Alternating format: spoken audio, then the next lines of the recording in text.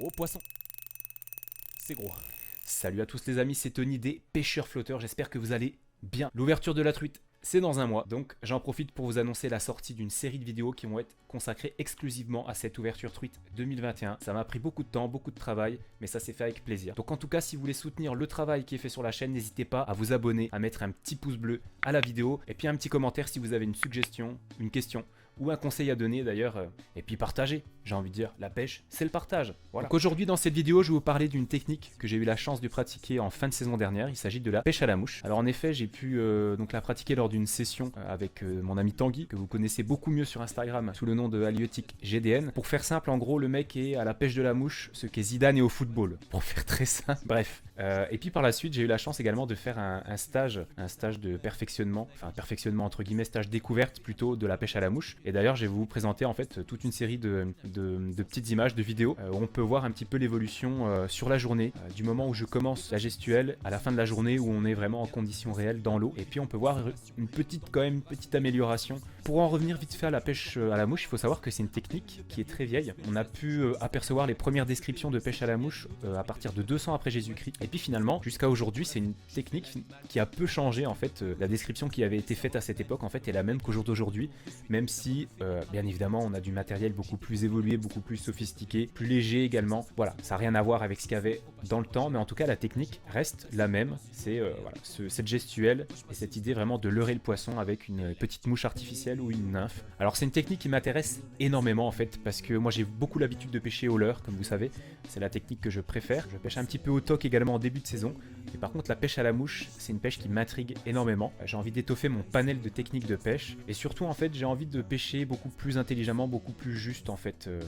Pas forcément, je pense que la pêche, j'en suis arrivé à cette réflexion de me dire que la pêche c'est pas seulement prendre du poisson, mais c'est aussi analyser les cours d'eau, les rivières, les postes, et puis vraiment adapter sa pêche, sa technique en fonction de l'instant T en fait. C'est surtout ça le plus important. Et puis je pense également que la pêche à la mouche va m'apporter un petit peu tout ce côté, donc toute cette observation que je manque cruellement, même si je me force à le faire de plus en plus. Mais en tout cas, ce que j'ai constaté, c'est qu'au niveau de la pêche au leurre, chez les leuristes, on se précipite beaucoup trop. Voilà, on lance, on ramène, on anime. Voilà, on lance, on anime, on ramène, pour faire simple.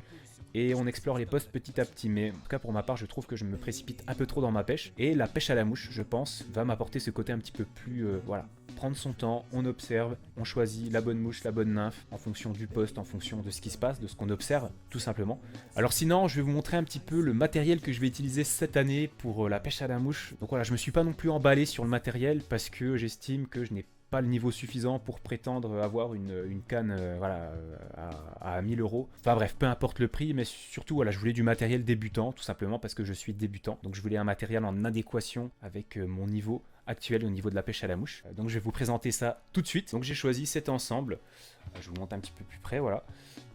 Cet ensemble en fait c'est le kit débutant, tout simplement le kit de veau, un kit à 140 euros pour rien vous cacher, un kit qui comprend donc une canne de 2,44 m avec le moulinet qui fait le taf, une soie jaune fluo, donc la couleur à voir, une soie de numéro 4 ou 5, je sais plus, bon, je suis pas un spécialiste hein, encore une fois.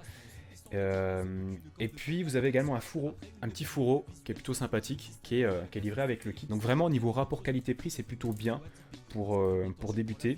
On a une action parabolique, je sais plus si je l'ai dit ou pas, je crois que oui. En tout cas voilà, pour moi c'est parfait, c'est-à-dire que c'est une canne pour débuter, pour se faire la main à la pêche à la mouche. Ce qui est sympa, c'est que la canne est déjà prête à l'emploi en fait. Tout est déjà monté, vous avez une queue de rat, puis vous avez une petite boîte avec 6 mouches, je crois. C'est des mouches qui sont relativement de bonne qualité. Pas grand chose à ajouter, je pense que je l'ai déjà testé en tout cas en conditions plus ou moins réelles, dans un étang, dans une piscine même. Pour m'entraîner, et puis bah écoutez, ça fait le taf, hein. On verra bien par la suite. Ça a été très bien pensé, en tout cas ça a été très bien fait, je veux dire le pack en lui-même est vraiment intéressant, donc bravo. Voilà. Donc là finalement on va directement enchaîner pour pas perdre de temps avec la présentation des mouches que je vais utiliser cette année. Il s'agit tout simplement de mouches qui ont été faites à la main par mon ami encore une fois Tanguy, que vous connaissez encore une fois mieux sous le nom de Halieutique GDN. Je vous invite à aller voir sa page Instagram, il fait des photos absolument sublimes. C'est vraiment du grand art, c'est de la pêche à la truite de haute volée, quoi. C'est triple vitrage, chauffage au sol, c'est vraiment incroyable. Donc allez faire un tour, je vous encourage vivement. Et puis abonnez-vous, hein, suivez-le hein, forcément.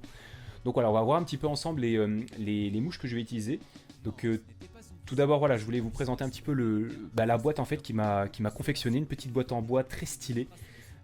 Avec des petites pépites à l'intérieur, hein. Regardez-moi ça, c'est vraiment joli. On va voir ça un petit peu plus en détail par la suite. Vous avez des nymphes, des sèches, voilà tout ce qu'il faut en fait pour pêcher à la mouche, hein, tout simplement.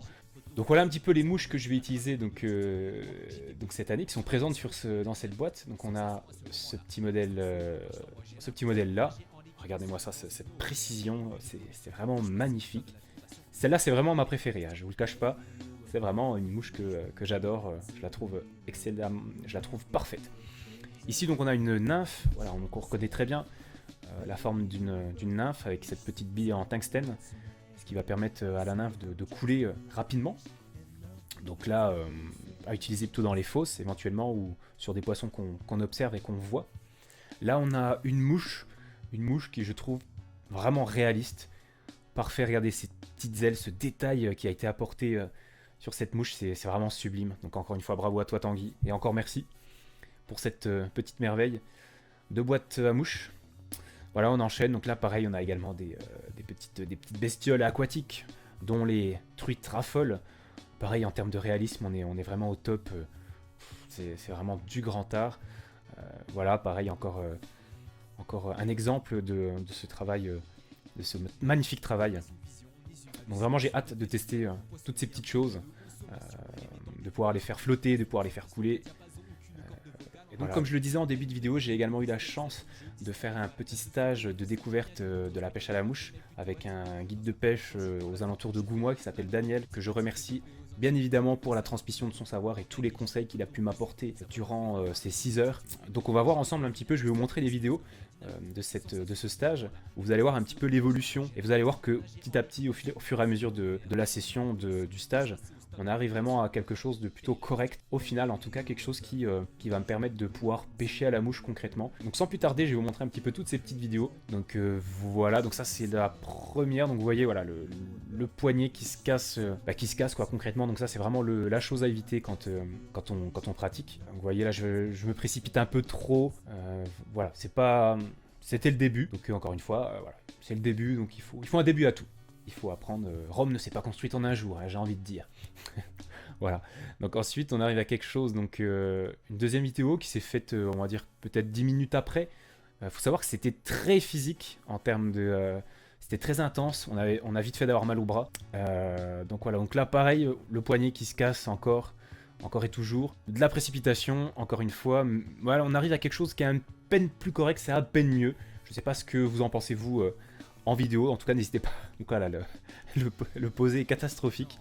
N'hésitez pas à me faire un retour en vidéo et à me donner tous vos conseils. Franchement, je prends tout avec plaisir, il n'y a aucun souci là-dessus. Voilà, donc ensuite on déroule, on enchaîne un petit peu. Voilà, là, vous voyez, donc c'est un peu mieux. Je sais pas ce que vous en pensez, mais on voit que le poignet se casse un petit peu moins.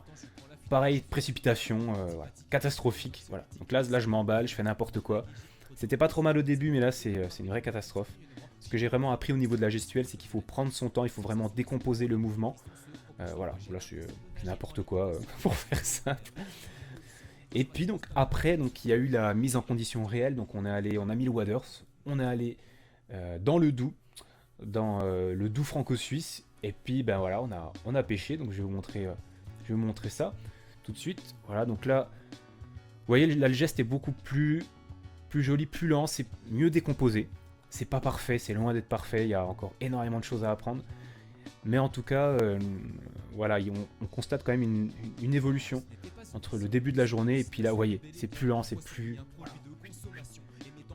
Ce côté, voilà, midi, je sais plus c'est quoi, 14h, 10h, 14h, 10h midi. Voilà, au niveau, il faut prendre l'image d'une horloge. Voilà, mon ami Daniel qui avait quelques soucis de cadrage, mais bon, je ne lui en veux pas. Pour tout ce qu'il m'a transmis, en tout cas, c'était vraiment une superbe journée. Donc encore merci à lui. Voilà, donc en tout cas, le paysage était magnifique. Et, il faisait super beau, il faisait très chaud. Les niveaux d'eau étaient très bas. Il y avait des algues partout. C'est l'été, hein, c'était vraiment c'était mi-septembre, on arrivait en fin de saison. Donc pas forcément la période idéale pour la pêche, quoique. Et puis voilà, donc la dernière vidéo à vous présenter. Donc là, voilà, c'est sous un autre angle. Je crois que là c'était avant, ça devait être la vidéo, j'ai peut-être pas tout à fait dans le bon ordre. Voilà, là on voit que le geste est un petit peu plus rapide, un petit peu plus précipité. C'est un petit peu moins joli, mais en tout cas, voilà, vous pouvez apercevoir un petit peu le cadre qui est juste sublime, magnifique. Voilà, regardez ce cours d'eau, c'est vraiment sublime, c'est vraiment une rivière. On est vraiment dans le Doubs en fait, pour vous expliquer un petit peu, on est vraiment sur le haut du Doubs, le Doubs franco-suisse. En fait, regardez à droite, pardon, à ma droite, vous avez en fait vous êtes dans le Doubs, sur le département du Doubs, et à gauche, en fait, vous êtes en Suisse, voilà, directement. Donc c'est ça qui est marrant. Et c'est un coin qui est plutôt réputé parce qu'il y a beaucoup de truites, il y a beaucoup de belles truites, des ombres également.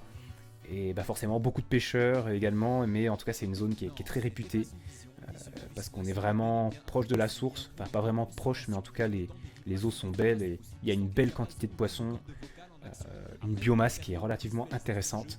Donc c'est vraiment le paradis pour les pêcheurs, vous voyez. Donc là le geste est plutôt joli. Je sais pas si vous voyez, mais c'est pas mal. Là, ça, voilà. Concrètement, je pense que ça peut pêcher. Si j'arrive vraiment à reproduire ce geste, je pourrais peut-être tirer mon épingle du jeu et peut-être sortir une belle fario sauvage. En tout cas, c'est ce que je me souhaite. Mais voilà, encore une fois, c'est une pêche qui est pas évidente, qui ne s'apprend pas du jour au lendemain. Vraiment, c'est une pêche qu'il faut pratiquer. Et puis voilà. Mais en tout cas, j'ai à cœur de développer cette technique au maximum. Je trouve que c'est vraiment l'essence même de la pêche. Je trouve que c'est la technique avec laquelle on est la plus en communion avec la nature, tout simplement. Et donc j'ai hâte de pouvoir mettre tout ceci en pratique. Donc voilà les amis, c'est la fin de cette vidéo. J'espère que ça vous aura plu. En tout cas, moi j'ai pris énormément de plaisir à la réaliser. J'espère que vous allez en savoir un petit peu plus sur cette pêche. Je vous ai un petit peu raconté ma vie. Mais en tout cas, ça me faisait plaisir de partager toute cette expérience que j'ai eue en fin de saison dernière. Et puis j'ai vraiment à cœur de développer cette technique. Et puis surtout de prendre ma première vraie truite sauvage à la mouche. Ça sera vraiment un grand moment. Ça sera l'occasion de faire une petite dédicace à beaucoup de personnes qui sont adeptes de cette technique. Donc voilà, encore une fois, n'hésitez pas à partager la vidéo au maximum, à vous abonner, à liker et à mettre un petit commentaire. D'ailleurs, j'insiste sur les commentaires, mais si vous avez des techniques, des astuces, n'hésitez surtout pas. C'est super important pour la chaîne. Et voilà, ça permet également de communiquer un petit peu. Je trouve que voilà, on prend le temps vraiment de répondre à tous les commentaires, donc n'hésitez pas. Et puis surtout, je vous dis à très vite et je vous donne rendez-vous la semaine prochaine pour une nouvelle vidéo consacrée à l'ouverture truite 2021. Ça va être énorme, ça va être incroyable, donc restez bien connectés, restez bien aux aguets. Et donc je vous dis à très vite sur la chaîne des pêcheurs flotteurs. Whoosh. Sensation à ce moment-là, les frissons se propagent en moi. J'ai l'impression de nager en lévitation dans une eau claire, dépourvue de pollution. Dois-je passer au stade de la fécondation ou attendre? Telle est la question. Baby, you were perfect.